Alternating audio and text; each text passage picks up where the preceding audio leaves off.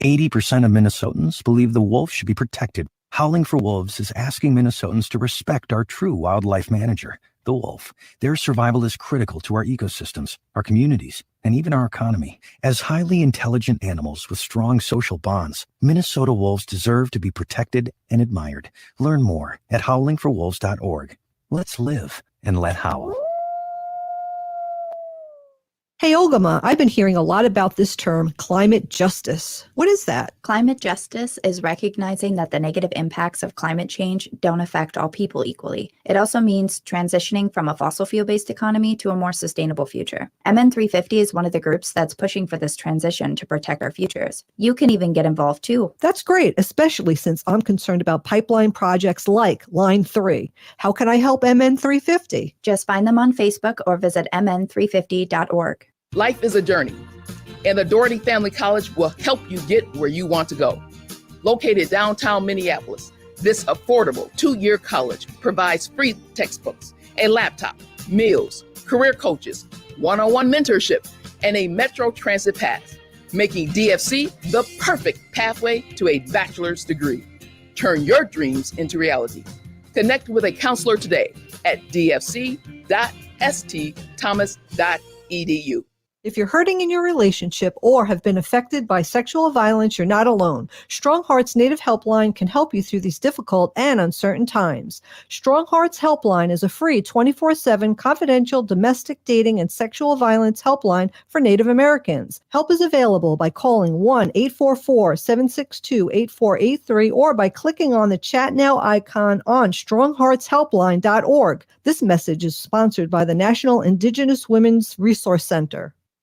Hey, Cudahy to all my friends and relatives in 4 directions. This is Robert Pilot of Native Roots Radio presents I'm Awake. I'm here to ask you for your support. Finding honest Native-centered news is not easy. But with your support, we're able to provide accurate information about Standing Rock, Line 3, treaty violations, and COVID-19 in our Native communities. Please visit Native Roots Radio Network on Patreon and donate if you can. That's Native Roots Radio Network on Patreon. Pinigigi, and thank you for your support. With your AM 950 weather, I'm Brett Johnson. Look for partly cloudy skies overnight with a low around 75. Thursday, a chance for thunderstorms with a high near 92. And Friday, partly sunny with a high around 83. Victor's 1959 Cafe in South Minneapolis is open for outdoor patio service. It's an authentic taste of Cuban cuisine for any meal of the day. Open Tuesdays through Saturdays from 9 a.m. to 8:30 p.m. and Sundays from 9 to 2:30 with takeout and delivery still available. More at victors1959cafe.com. Portions of Native Roots Radio may be pre-recorded. It's a good day to be indigenous. Get up, stand up. They are going to become more brutal. Couldn't cut any cut again. Because all the hippies are trying to be Indians anyway.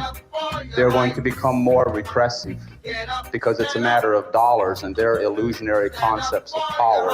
Hey, Victor. We must live in balance with the earth. And also with recent happenings at Wounded Knee. I am awake.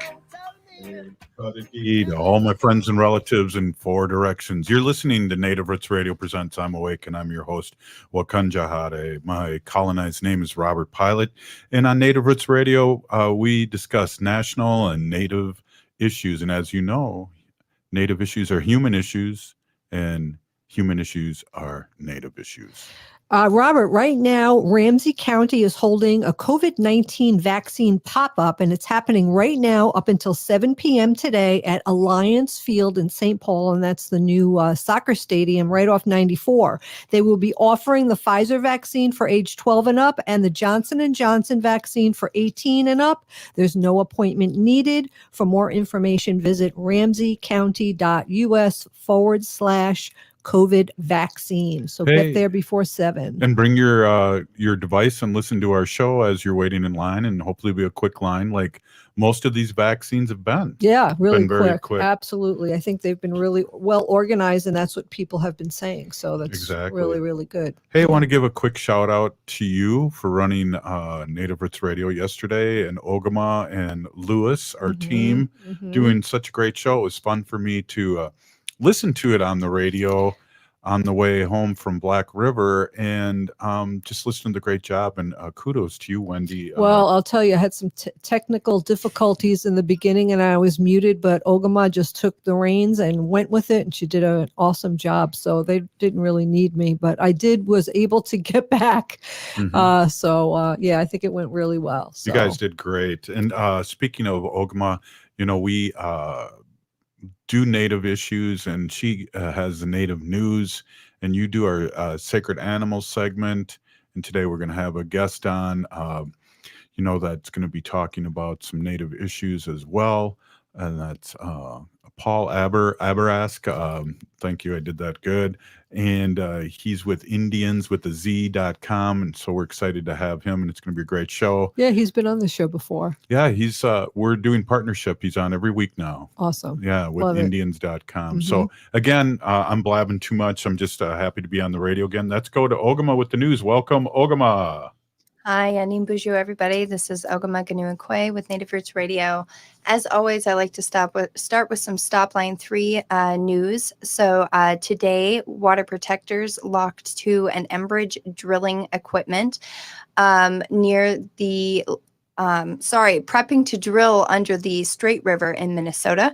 Several water protectors locked to what's called a horizontal directional drill, which is going to be used by Enbridge to bore its Line 3 tar sands pipeline under the Straight River in Hubbard County, Minnesota. For all of you who are maybe new to what's happening with the Line 3, Enbridge is trying to put Line 3 through over 300 miles of pristine rivers, wetlands, and wild rice waters in northern Minnesota. Currently, Enbridge has over 5,000 workers in northern Minnesota, most of whom are still from out of state, and they are a Canadian multinational that has applied for a variance in its water usage. So in a time in Minnesota where we're in historically low water, they have upped their need for water for drilling for this from roughly 500 million gallons to 4.98 billion gallons. They're currently draining rivers and lakes across the Northland in Minnesota during a drought and record-setting heat, and they're putting the region in even more extreme and fire danger than they have been. Most of the state of Minnesota has been in extreme or high fire danger for most of the month of June. Today's action has followed other mass mobilizations, and the Enbridge company is paying local law enforcement via a refund service. So basically local law enforcement buys what equipment they think they need to fight these water protectors and to break them off of these machines or to keep them at bay. And Enbridge reimburses these local police departments, including local police departments that are actually not even a part of the counties where Enbridge is putting in the pipeline. It's absolutely a mess in the North Country right now. And I do have some breaking news that had happened today too. The Red Lake Treaty Camp, one of the almost a half a dozen camps that are currently in northern Minnesota right now, had initially received an eviction order from the Minnesota Department of Transportation.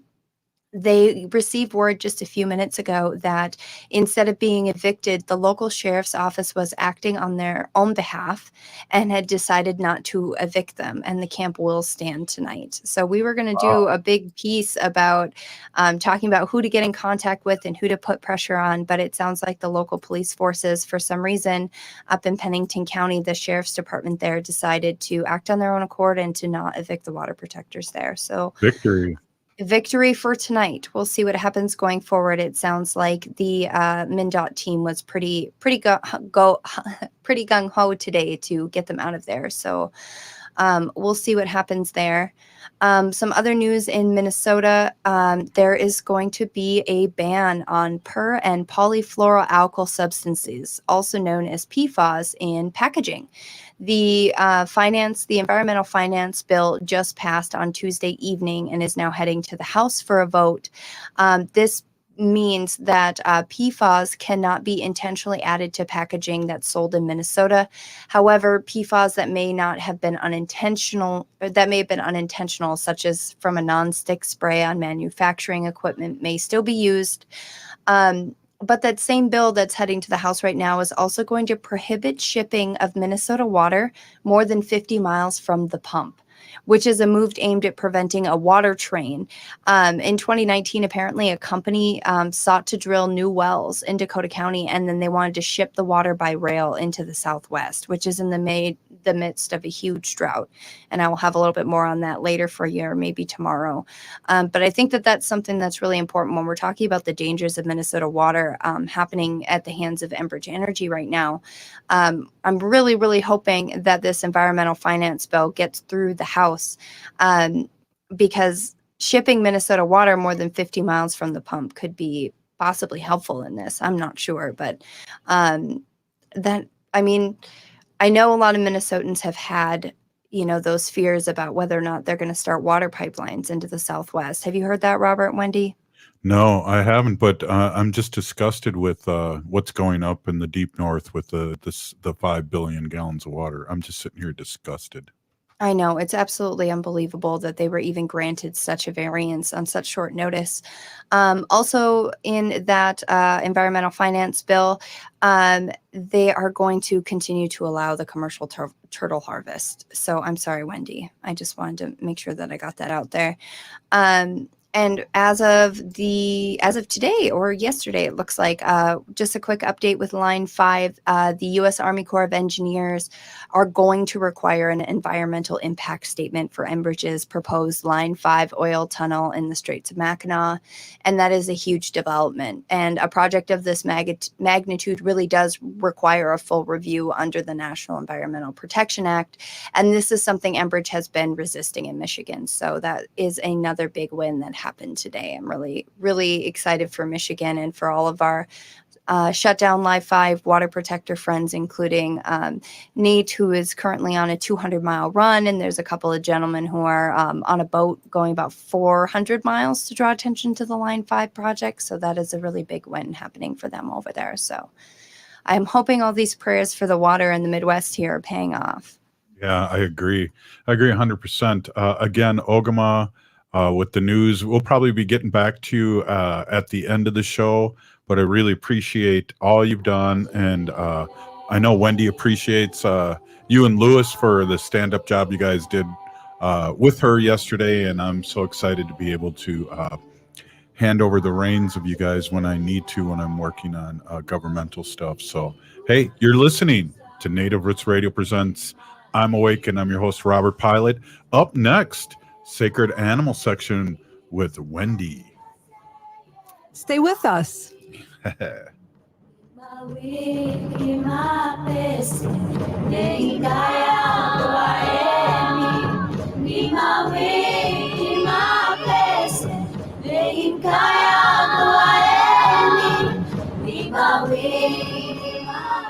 We have vital information we would like to share with you. The Department of Indian Work St. Paul partnered with the Minnesota Department of Health to open the Twin Cities American Indian COVID-19 hotline. They provide information on testing sites, isolation space, vaccines, housing assistance, and food resources. If you or someone you know has questions about COVID-19 or has questions to determine if you should get tested, please call them at 651-304-9986. Again, the number is 651-304-9986. The Twin Cities American Indian COVID-19 hotline is open for calls Monday through Friday from 8 a.m. to 8 p.m. Call the Twin Cities American Indian COVID-19 hotline at 651-304-9986. That's 651-304-9986. Life is a journey, and Doherty Family College will help you get where you want to go.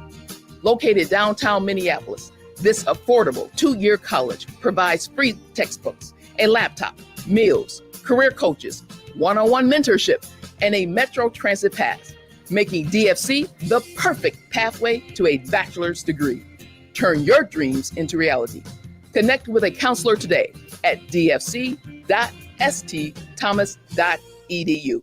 Hey, Ogimaa, I've been hearing a lot about this term, climate justice. What is that? Climate justice is recognizing that the negative impacts of climate change don't affect all people equally. It also means transitioning from a fossil fuel-based economy to a more sustainable future. MN350 is one of the groups that's pushing for this transition to protect our futures. You can even get involved too. That's great, especially since I'm concerned about pipeline projects like Line 3. How can I help MN350? Just find them on Facebook or visit mn350.org.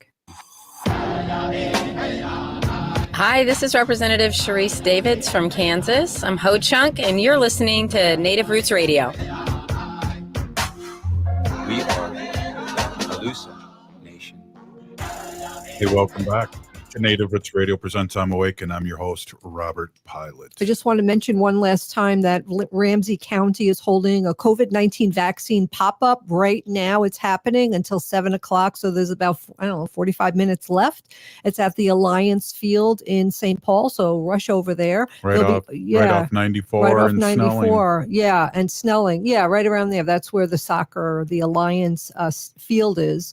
They're offering the Pfizer vaccine for age 12 and up, and the Johnson & Johnson vaccine for 18 and up. There's no appointment needed. So right on. Hurry on down.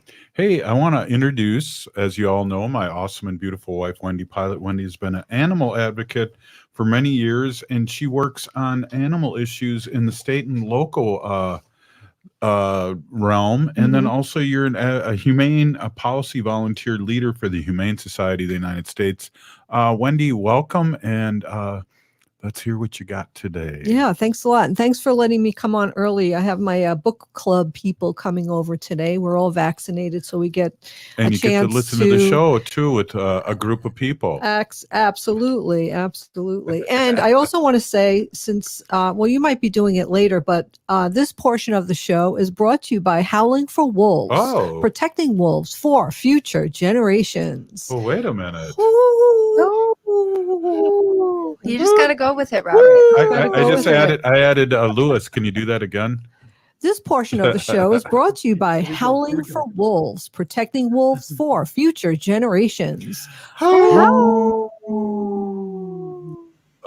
Awesome. We just took Lewis off after that. I love it. All right, Yeah. Good job. Hey, so we love Halloween, and we see Uncle Curtis is giving us a shout out too. Nice. And he's listening in, and we miss him and miss him being on the show. Okay, well, I'm glad he's listening, and I want to thank him again always for my Native American name, Hanaji Hihani, which means cares for them, and he gave me that name. Your Ho-Chunk name. My Ho-Chunk name, yes. So I really appreciate it, and I always thank Curtis for that.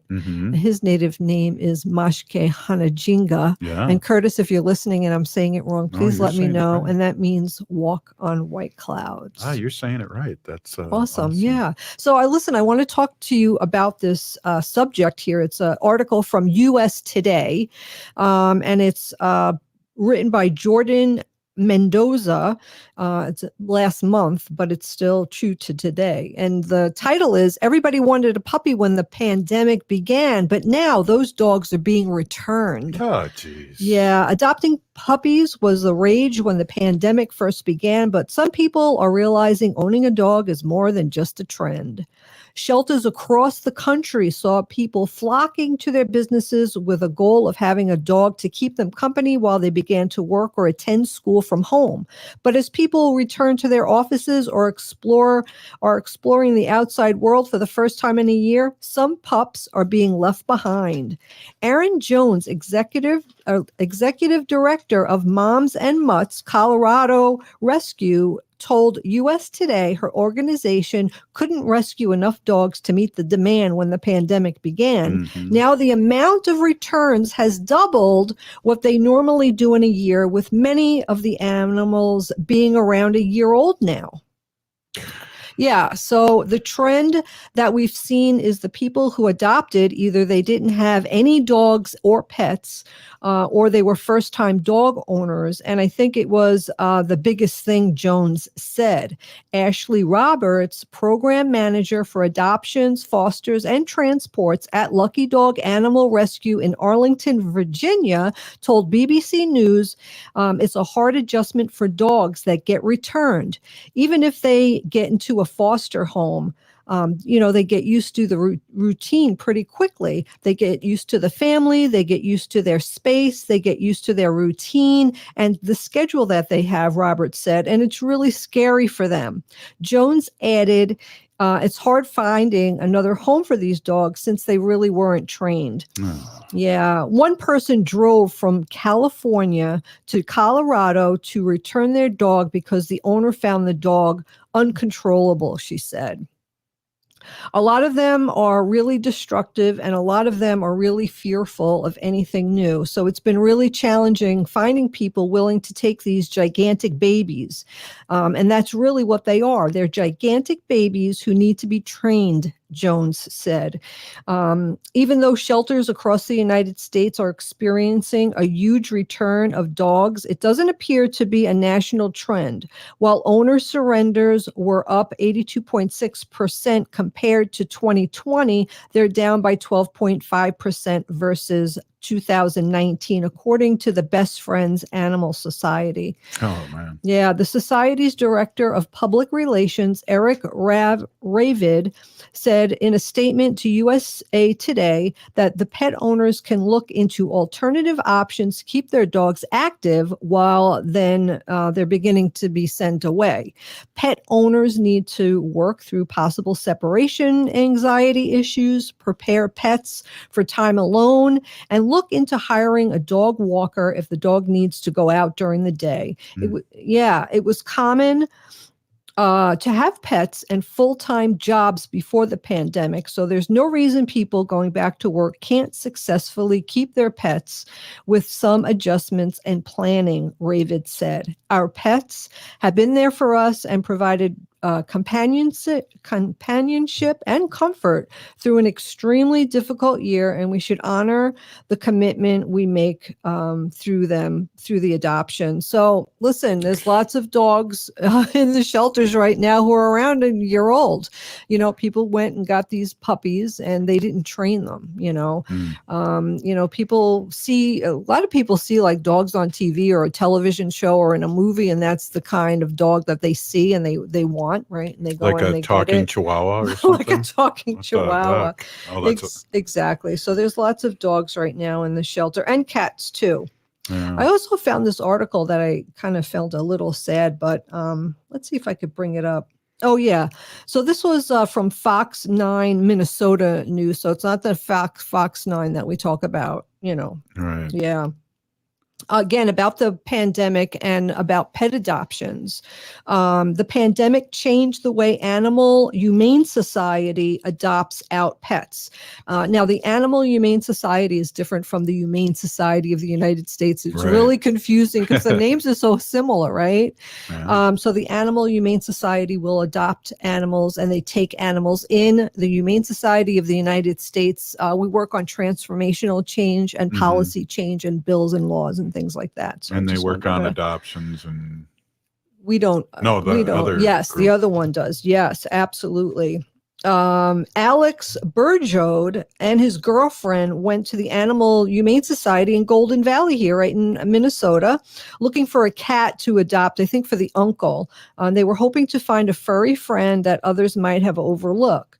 The shelter sees more, which they call these animals forget-me-nots, as the pandemic changes the adoption process. The pandemic changed the way Animal Humane Society adopts out pets, which also changed the way people pick their new family member. It always makes me sad when I see one of these animals that have been here for a really long time, and she said she just wants to adopt them. Her name is Alex.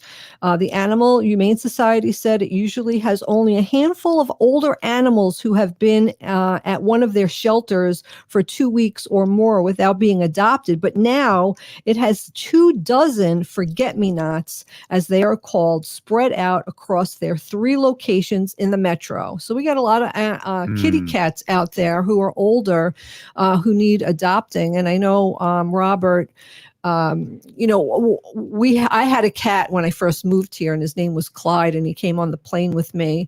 And then we loved Clyde, but after Clyde passed away, it really was hard for me to get another cat, but Robert kept seeing this white furry cat that kind of looked like my Clyde at a I think a Petco or something like that. They were having an adoption event, and he kept saying, "You're going to love this cat. You should come and see this cat." And of course, he was an older furry cat. So we went and we saw him, and I said, "Okay, but then we have to take this other cat." And she had her card on her cage, said that she was there almost the longest out of any of the other cats. So I said, okay, if we get this cat here, the white cat, we're going to get her also. And we did. Wow. And they ended up being like the best friends, right? Even though they didn't know each other. And we had a really good run with them. They were the best cats we've ever had. And, we say, how do these older cats who give so much love and are so good end up in these shelters like this? So go out and get an older pet. Right. Yeah. I think in all seriousness too, when we used to do transports of dogs and cats, the older the dogs, and I'm serious, the older the dogs, the more grateful they seemed, like they were chilling and they kind of knew what was going on. So it was really bizarre, but animals are sacred, and like, dogs, especially, we have a lot of famous chiefs named after dogs, famous people. One that just passed on, Crow Dog. Animals are sacred. And again, Peeny Gigi Wendy for doing your sacred segment today. Yeah, thanks for letting me do it a little early. I got to run out now and get ready for my book club. Yeah, they should be here any minute. Okay. So. Hey, you're listening to Native Roots Radio presents I'm Awake, and we'll be right back with Kevin Abourezk, the managing editor of Indians.com, and he's got some information for us that we're really looking forward to, and it's going to be, and it has been, a really great partnership with Indians.com. So, hey, we'll be right back after this short break. Stay with us.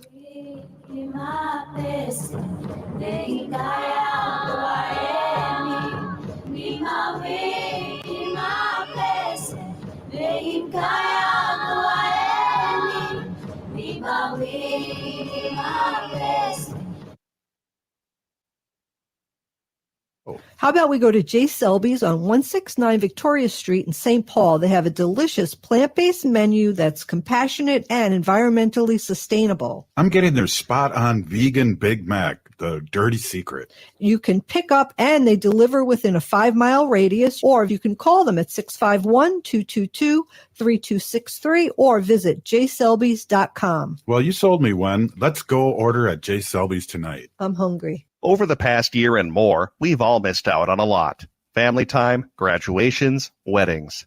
And missing those events, we've missed out on even more. Friendships, connections, community, belonging. That's a long time to miss things this important.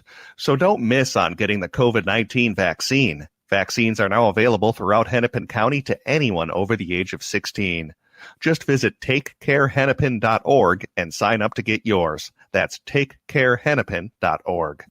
Hey, Cudahy to all my friends and relatives in 4 directions. This is Robert Pilot of Native Roots Radio presents I'm Awake.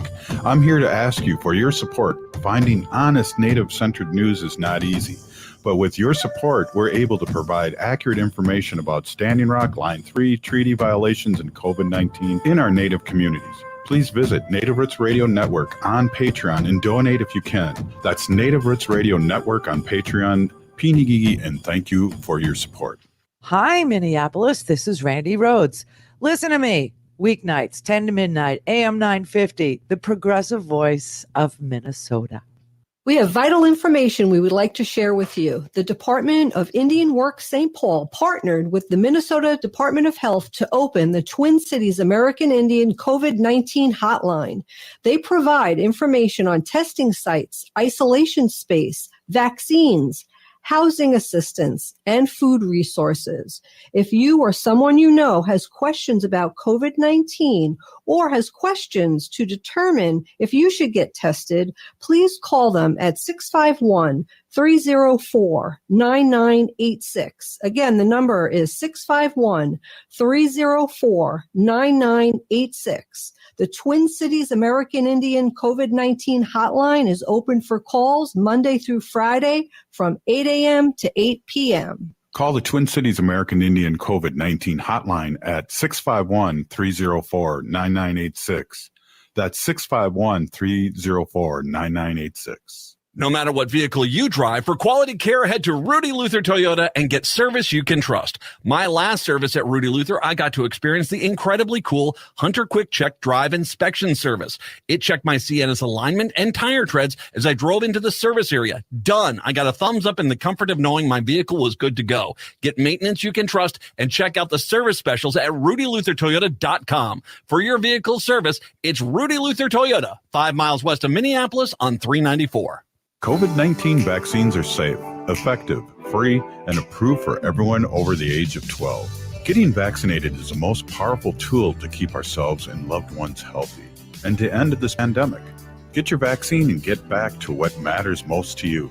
To learn more about scheduling a free appointment, visit ramseycounty.us/COVID vaccine. Again, that website to schedule your free COVID-19 vaccine is ramseycounty.us/COVID vaccine. With your AM 950 weather, I'm Brett Johnson. Look for partly cloudy skies overnight with a low around 75. Thursday, a chance for thunderstorms with a high near 92. And Friday, partly sunny with a high around 83.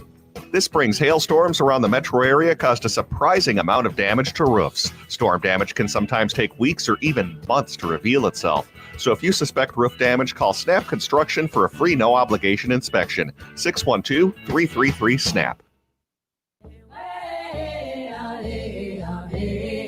Hi, I'm Jane Fonda, and you're listening to Native Roots Radio.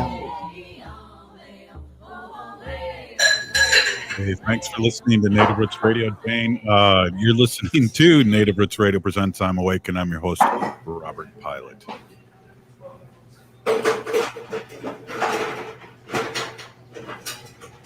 This portion of the show is brought to you by MN350, a grassroots organization fighting for climate justice. Get involved at mn350.org. It was my turn to be on mute today.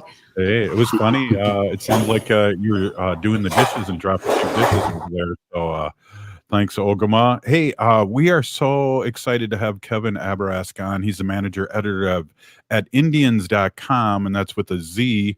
And I believe you're in Nebraska, Lincoln, Nebraska, right, Kevin?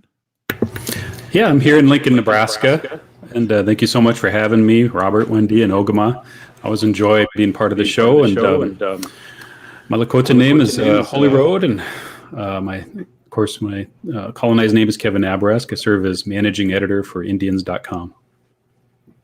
Well, it's great to have you on, and we are really excited because just a little information, you're an online news service, and I know Ogimaa and I personally, and I know she professionally gives you guys shout outs and nabs some of your news and put it out there all over Turtle Island. So it's really exciting to have you on and talk about things that you've been working on and also about your great website. Yeah, and we certainly appreciate the partnership. Again, you can find us on the internet at www.indians.com. That's Indians with a Z. You can also find us on Twitter, Facebook, and Instagram. And please do join us. We do a weekly wrap-up on Fridays at 7 p.m. Central Standard Time on the Clubhouse app. So please be sure to check us out there. And yeah, I'd like to start today just by talking about some news that happened during the National Congress of American Indians Mid-Year Conference. And today, Secretary of the Interior Deb Haaland, a citizen of the Laguna Pueblo, announced a really exciting new federal initiative called the Federal Indian Boarding School Initiative. And this is essentially going to be a comprehensive review of the troubled legacy of federal boarding schools. Now, as part of this initiative, Haaland also submitted a secretarial memo in which she directs the Interior Department to prepare a report detailing available historical records with an emphasis on cemeteries or potential burial sites relating to the federal boarding school program. And I'm just going to share a quote from her. She said, quote, "The Interior Department will address the intergenerational impact of Indian boarding schools to shed light on the unspoken traumas of the past, no matter how hard it will be. I know this process will be long and difficult. I know that this process will be painful. It won't undo the heartbreak and loss we feel, but only by acknowledging the past can we work toward a future that we're all proud to embrace," unquote. As we Native people know the boarding schools were an incredibly traumatic experience for so many of our ancestors. And of course, the goal of the boarding schools was simply to assimilate indigenous children by taking them from their homes and their families and relocating them sometimes hundreds of miles away from their homes. And they kept them separate from their families for oftentimes, months and years, and their families weren't allowed to visit them oftentimes. And this occurred over the course of about 150 years. And, today, of course, we continue to feel the impact of the boarding schools. I really personally don't know of too many Native people who don't have very traumatic stories to share from their own family's experience with boarding schools. My own mother and grandmother both attended boarding schools, but I will say that, the boarding schools they attended were much different institutions than the ones that were first founded, over 100 years ago. They actually didn't mind their boarding school experiences. They had both attended a boarding school called St. Mary's in central South Dakota. And, they were allowed to speak their language. They were allowed to practice their cultural ways at that time.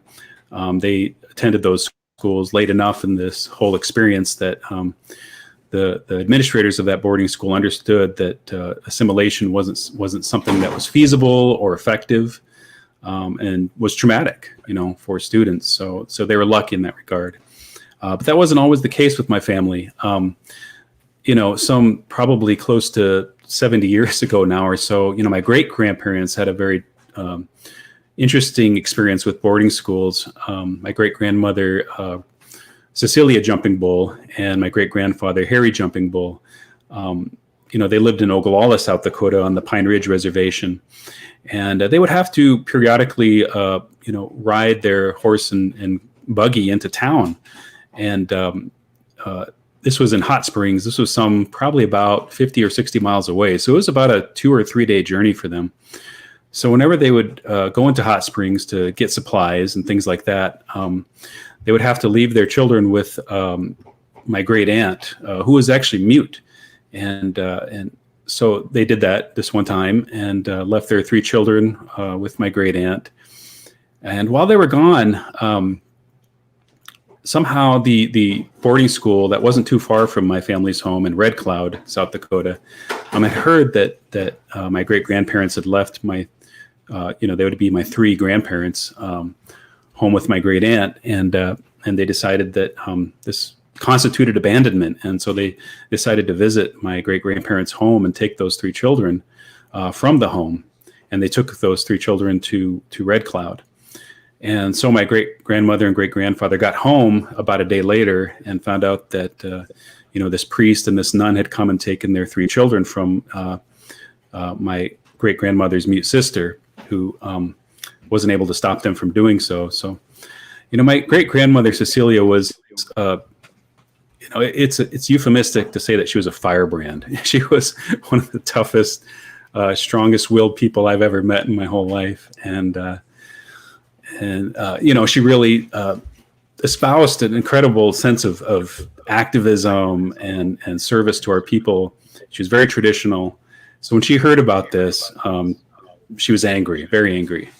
And she got on her horse and she rode to Red Cloud. And she found the nun who had taken her children and walked up to that nun and punched her in the face. And proceeded to go and then find her 3 children and take them from Red Cloud and take them home back to Oglala. And we were lucky at the time.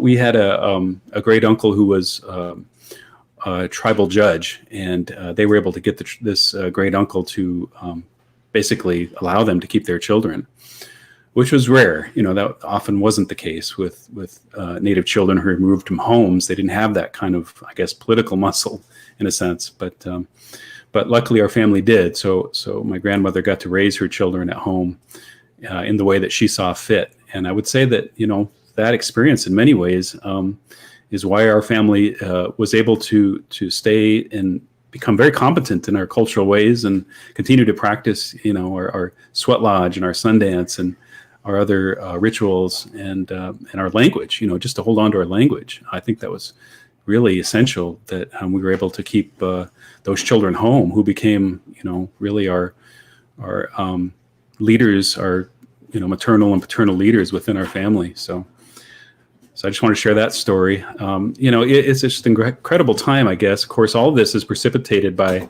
the recent discovery of 215 unmarked graves at Canada's Kamloops Indian Residential School. That's one of the reasons that Deb Holland decided to take up this initiative, and I'm glad she did. And I certainly wish the best for this whole effort, and I'm sure we'll be hearing more about this. So.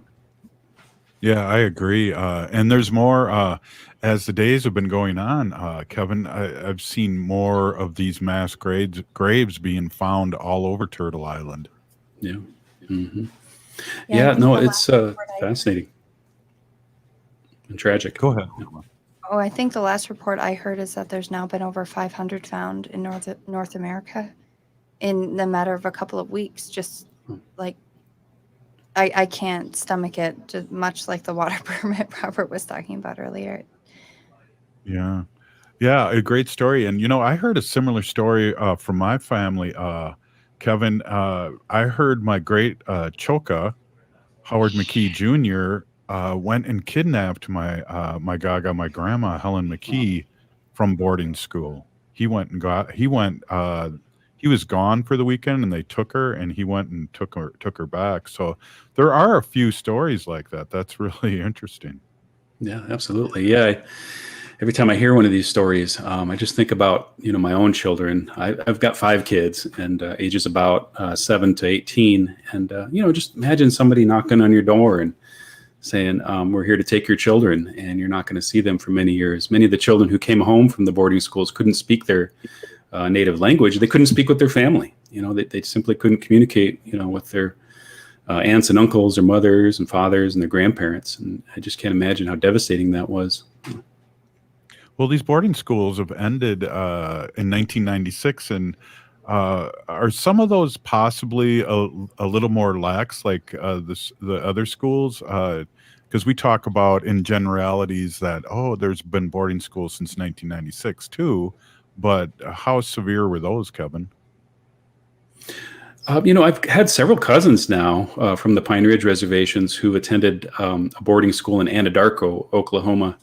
And they've all really enjoyed their experience and really helped them in many ways. I guess to kind of get away from the reservation for a while and kind of broaden their horizons and go to a school that has a really great academic program. So the boarding schools today, and there still are many, are a much different institution. They respect Native culture and language, and they want to empower Native children for the most part. I'm sure there are still occasions where that's not the situation, but I think by and large that is how they're operated today. Yeah, and that's great. So, hey, let's talk a little bit about what else is going on in Indians.com, because that's a really good insight, and you're really on top of the things that are happening all over Turtle Island here. Yeah, absolutely. Just one of the other stories that we ran this week was a pretty interesting story about this Native American bank. I don't know if you've heard of it. This is a bank that essentially was started on the Blackfoot reservation by Eloise Cobell, the late Eloise Cobell, one of the plaintiffs in the famous Cobell lawsuit against the federal government. Recently, the Native American Bank got a pretty sizable infusion of cash from the Bank of America, the second largest bank in the country. And Bank of America gave the Native American Bank about $10 million, making them one of the largest stakeholders in the Native American Bank. The Native American Bank today funds a lot of really cool things across Indian country. They fund all kinds of Native American businesses. They were essential during COVID-19. They gave out a lot of paycheck protection program loans to businesses so that they could survive COVID-19.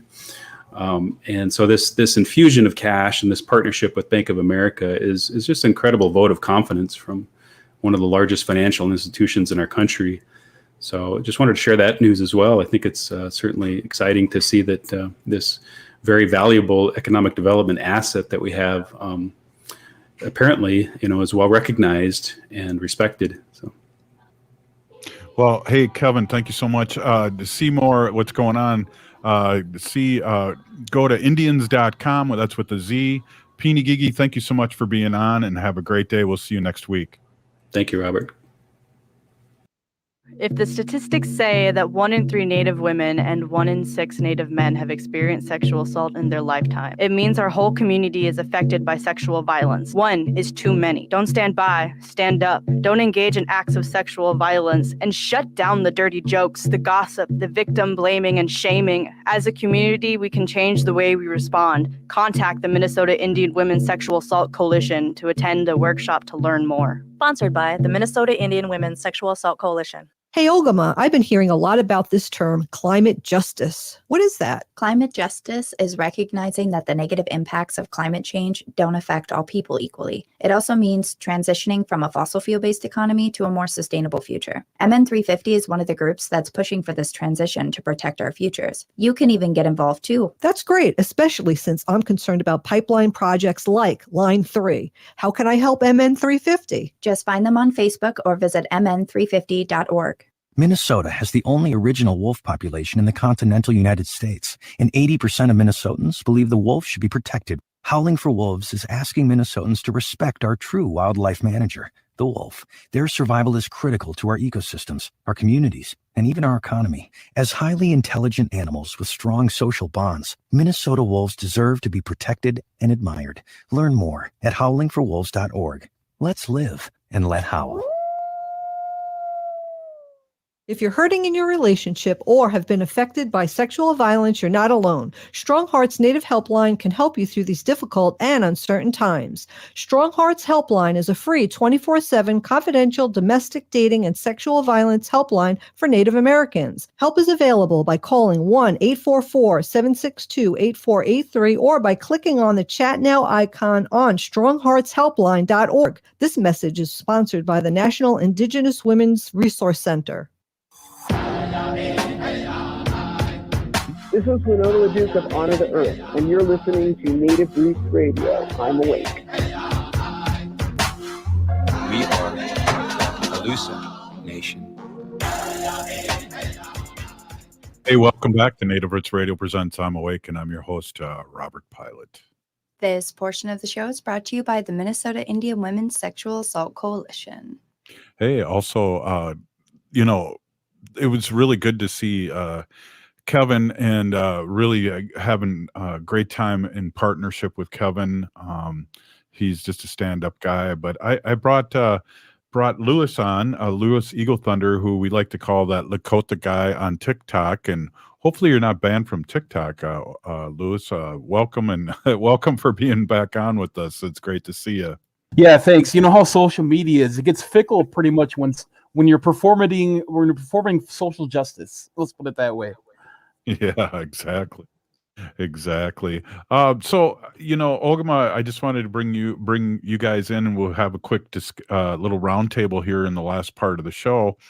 And one of the things that to me is making me really ill is that all the water up there, and we talked a little bit about this, you and I personally, and that they're contaminating 5 billion gallons of water up in the deep north, up in the occupied north, and they're spewing it back out. And when is that water ever going to be real water again? Well, what I've found, or what I've not found, is any sort of public information on what Enbridge intends to do with that water. And my concern, how we've talked about, tribes in the Southwest that have been basically forced to hold on and operate as storage units for radioactive material. I mean, does Enbridge intend to try to clean this water and return it back into, back into the environment here in Minnesota? Is that even possible? And if not, who's going to store that water? Who's going to be responsible for storing those waters, especially when currently Alberta's Wood Buffalo National Park this week is poised to be on the World Heritage Sites in Danger list because of tailing ponds from tar sands oil refining in northern Canada. Like, it's outrageous. And it's not only there too. They're trying to build a road under Stonehenge as well.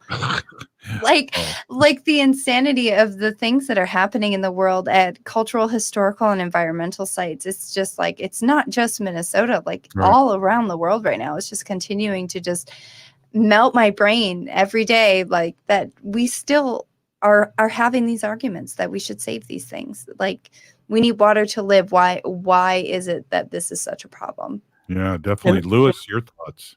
Yeah, I just want to say it's, Ogimaa is such boots on the ground with this stuff. I am so honored to have people like her and other amazing Indigenous leaders, keep us up to date with this stuff and talk the way they do about it. But, consider the stakeholders of water. That's literally all of us together, whether you're Democrat, Republican, Libertarian, all of us actually need clean water for our families, our children, etc. And exactly what Ogimaa said about what they're going to do with the water. Let's be honest with you. Corporations don't have a good track record of actually proactively putting millions of dollars into cleaning water and returning it to its origin of source. And I really don't see that happening.